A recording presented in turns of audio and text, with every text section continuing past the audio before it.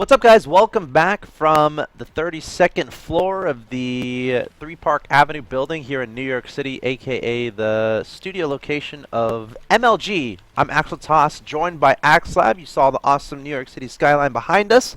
It's Friday night, and what better way to spend a Friday night than commentating some StarCraft 2, and we're doing it all weekend long. Today we got the US Champions Cup. Tomorrow we have the Americas Qualifier Stage 1, and Sunday we have the Americas Qualifier Stage 2, the ultimate goal, finding 4 players to send, or finding the 4 players who will qualify for an all-expenses-paid trip to participate in IEM New York City. I think it's on October 10th. I'll have to double-check that, but I want to thank you all for joining and tuning in and for your continued support for StarCraft 2, MLG, IEM, the North American scene, USA. You're awesome for being here and watching and supporting these players as they try to get themselves a spot in IEM New York City. So a huge thanks to you guys for tuning in. Really appreciate it. I hope to see you guys throughout the night and even tomorrow or the next day. And if you have to go to bed, that's fine. I'm not going to be offended personally. I'm not, I promise. But remember, when you wake up, the rebroadcast will be on. So if you have to go to bed, that's fine. All the VODs will be on YouTube, youtube.com/officialmlgsc2 in 1080p, literally as they're being played. That's what Ron, my buddy's working on right now. And of course, the rebroadcast will be happening as soon as the stream goes down at the end of the night tonight, and it will continue until tomorrow, until we get started with Stage 1 of the IEM Americas qualifier. Super excited to bring you these matches, guys. It's always fun seeing the best of the United States, the best of the North American, South American scene, Central American, what have you, the Americas, come together and battle it out to find out who's the best and who deserves those 4 spots in New York City at IEM NYC. So, I feel like tonight's going to be a late night because the entire tournament is tonight, and it's going to be awesome. I'll say that much. I might make an Insomnia cookie run at one point. You know what? In saying that, I've decided that it's going to happen. But this is puCK versus Polt. Polt is currently up 1-0. Nick is currently in a game to stay in the tournament, so I'm trying not to bother him too much. Dude, don't worry about it. Nick, I'm a StarCraft multitasking professional. Nick, that's not human, man. You can't. Just focus on your game, and I promise I just want you to win, Nick. Don't you understand? I'll do my best. All right. I really want you to win. I will do my best. But as far as how things started, Polt took game 1 against puCK. This is game number 2. Looking at the openings, Polt going for a very fast expansion, adding on the tech a little bit after. puCK doing the same thing, going for a very fast expansion. Has 3 gateways and a forge. Oh, also has the Twilight Council, so I think he did end up getting Blink. Yeah, he does have Blink, so going to try to be annoying. Looks like he took out a supply depot, going to take out another one. This is very annoying on Akalon Waste. puCK loving the Blink play in PvT so far, and I gotta say, I kind of like it. It involves getting a relatively fast Twilight Council, getting 3 gateways, making a lot of stalkers, not delaying your gases that much because you want to be able to transition. You're not going all in with the 3-gate stalker. That's not your idea. Your idea is, let's see what kind of damage we can get done with these stalkers with the high ground vision provided by the Mothership Core, while at the same time, transitioning, getting ourselves a +1 armor, getting ourselves charge, adding on that Templar Archives. The idea being, let's do this damage, and then let's be prepared for the follow-up push that's going to be inevitable, that generally involves a lot of Marines and Marauders, generally involves some medevacs, that generally hits around the 9 to 10 minute mark, 11 minute mark, and we are moments away from that happening. But Polt, a little bit cautious. He's a little bit scared of these stalkers. He doesn't want to leave his base. Right? Yeah, no, it's the worst feeling in the world might be you're leaving your base and stalkers are blinking up at the top. So Polt gonna poke down his ramp, gonna start pursuing these stalkers across the map, and ooh, nice micro there. See, puCK is kind of known for his micro.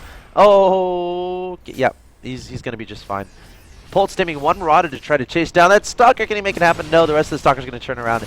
And this is a very nice micro battle happening between these 2 players. puCK forcing in a lot of stims. Any stim you can force is great. And now he's going to have to defend. Good news is, charge is about to finish. +1 armor about to finish as well. He should be just fine. Has to deal with the drop play adequately. Just now starting Storm as well from that High Templar Archive. So we'll have to see if Polt can get anything done with these Marines and Marauders, supplemented by those medevacs. Meanwhile, Polt, he's taking a 3rd base. So he has that late game plan, has that mid game plan at the very least, adding on some production. We got a reactor and a tech lab being added on the barracks, upgrades being added on to the engineering bay. He's going to keep his scouting up, wants to identify exactly what his opponent is doing so he can correctly react. And puCK should be just fine deploying the Photon Overcharge, but I think Polt is very content with just trying to get a little bit of damage done. Behind this, again, taking a third base, getting his production up, playing for that mid to late game, which Polt is kind of known for. It's pretty awesome. And right now, puCK is just waiting for Storm. And we'll have to see what kind of push he decides to employ. But as things stands, Polt's going to be a little bit ahead. He's up 121 to 102. Supply, his third base, is going to get down before his opponent. puCK just now placing down that third, and now we're going to see the ridiculous multitasking ability from Polt that we all know and love. Sending a lot of Marines and Marauders back forward, has a lot of medevacs overhead as well, and he's adding on Vikings, which is interesting to me because I don't think he's necessarily identified the High Templar play, which was a theme. Yes. Of last game. The game on Derek Watcher, yes. Yeah. Absolutely. And that's kind of, you know, puCK took Polt off guard, but Derelict Watcher is such an interesting map in that it's so hard for your opponent to take a third base, and as a Terran player, you're pretty much going to be engaging in open space, which a Terran player loves. You can split up your units, negate the effectiveness of the storms, and really have fun with your micro, spreading out those units coming in from every single direction, which is going to optimize the DPS damage done by your Terran units. And Protosses can easily get swallowed up. So Polt's going to scan there. He's identifying the High Templar Archives back home. He's taking a Ghost Academy, also adding on +2 infantry weapons, +1 armor, so trying to get those upgrades on. Meanwhile, puCK doing the same thing as last time, going into double Robo Colossus. I love this transition. The idea is going for the early High Templar, kind of catching your opponent off guard with the early High Templar, but then right when your opponent is starting to react to the High Templar, switching it up, going straight to Colossi and taking your opponent off guard while securing a third, potentially taking a fourth, and starting to be aggressive towards your opponent's fourth base. So really cool idea from puCK. It didn't end up working out in the last game, but Polt got 2 brilliant snipes onto 2 Nexuses, and puCK is good enough to be able to come back and make a match out of things. We have a drop going into the main base here. 4 Medevac's going to be dropped. There's a Storm. That's not going to be in time. puCK needs to warp in units. He's having a lot of trouble dealing with this. A lot of units are in position to protect that third base, but can he protect his main? The Marines and Marauders targeting down the Robo, taking 1 down, and now he's going to target down the units. Mother scores here. There's a great Storm onto the Marines and Marauders, both on overcharge, deployed onto the Nexus, and he should be able to clean this up, but this was well worth it for Polt. Getting a lot of damage. He even targeted down the Nexus for a bit there, but changed his mind, targeting down probes. Going to lift up and jet out of there. Great trade there from Polt. The good news for puCK, if there is any, he was able to hold off this engagement that was outside of his third base. So overall, keeping his third base alive. Ooh, taking out a medevac too there. That's pretty nice. But Polt got a great trade there in the main base. I'm going to take a look at some things. Income tab 67 to 61 in favor of puCK. Not too shabby there for our Protoss hero. Units lost 4275 to 3150. Upgrades looks like relatively even. In fact, puCK is a little bit ahead as far as upgrades are concerned, but that's going to close very soon as Polt's +2 melee attack is about to finish. And Polt also sniped that Robo facility. So that Colossus transition is going to be a little bit delayed. That being said, though, Polt's still focusing on the Ghost. It's not like he's going into straight Viking production. I don't think he has a fourth base on the ground just yet. Looks like he's making his way to place that down. But puCK is still in a very solid position here. You should not count him out as we have another drop heading into the main. Yay, Nick is victorious. That's right. Took down Slim Power. Nice. I'm proud of you, man. To some High Master Terran. Yeah, I was just too far ahead in upgrades, so I got too far away. Oh, another drop happening here from Polt. He's so good at this, dropping a lot of Marines and Marauders into that main base. At the same time, he's going to be trying to attack there in the third. He has the Ghost there as well. He's scanning. He's looking for those High Templar. There's a nice feedback there from puCK. A second nice feedback. Going to try to deal with this Marine Marauder army. There's a Storm going down, trying to swoop in with those Zealots, but High Templar is very low in energy. Just going to pick up into those medevacs and back away. Meanwhile, the main base Nexus is going to get targeted and taken down. Polt is so abusive. See you later, Nexus in the main base. It was nice knowing you. But puCK down to 2 bases, and that's definitely not what he wanted. Polt is so good at those drops. This is pretty brutal, man. And I mean, he's got Cloak coming in behind us as well. He is expanding, taking a fourth base. And the question is, well, I'm trying to think of what do you think, Nick? What's the good news for puCK? How does puCK make the gladiatorial comeback? I mean, it's got to be off Storm. Anytime you're behind his Protoss against Terran, sometimes DTs can work, but this stage of the game, it's like even if he catches puck off guard with DTs, he's gonna have scan up relatively soon, you know. And at this point, he's probably thinking DTs. In fact, he's building missile turret as we speak. 2 more robos. Interesting. Or 2 robos, I guess. He lost. Oh, he must have lost both of his. Oh, that's unfortunate. So he wants to go hard into Colossi and try to catch Polt off guard. But honestly, I often go 2 robo Colossi. It's one of my favorite things. But yeah. I do think it's something that it's almost impossible to try to make a comeback with. Right?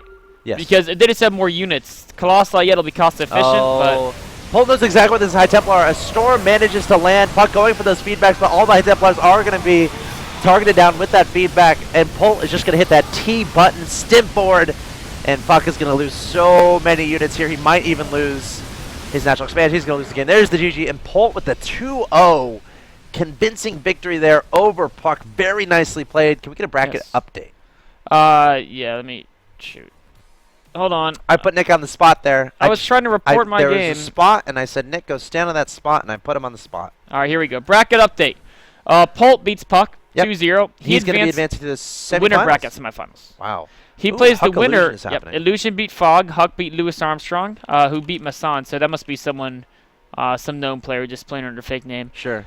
So it's Huck Illusion. The winner plays Polt. That's going to be one winner bracket semifinal. The other one, Guitar Cheese, up against Amandil, who took out Suppy. So that must be another guy. So he advanced on to play, and now he's going to play against Cats, it looks like. Oh, Guitar Cheese beat Amandil. Yeah, so Guitar Cheese is in the winner bracket semifinal already. Wow. Up against Cats. And that might happen soon. QXC. So, guys, I need your input. Do we want to see, well...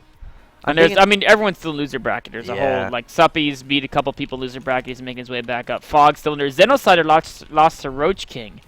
Well, I'm not sure who Roach King is. He's got to be some... That's a scary name. You know, it's Roach King? Yeah. King Roach. Imagine if you're the king of roaches, man. King Roach is scared of beating Roach King. Dude, if you're a king of roaches, you would rule the world. If every single roach in the world listened to you? Yep. That's a lot of roaches, man. Oh my gosh. Everyone's kitchen is going to be... heebie-jeebies. What's that on your leg, Nick? Ah! Ah! No, just you're scaring me, man. I'm a kidster. I'm a kidster. All right, guys.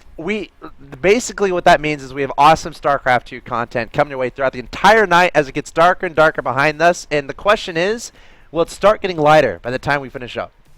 Make your bets now because there's a lot of awesome StarCraft 2 games coming your way. Of course, you're watching the US Champions Cup. The best players currently living in the United States. The winner advances to IEM New York City. Don't go anywhere. We'll be right back with more StarCraft after a quick break.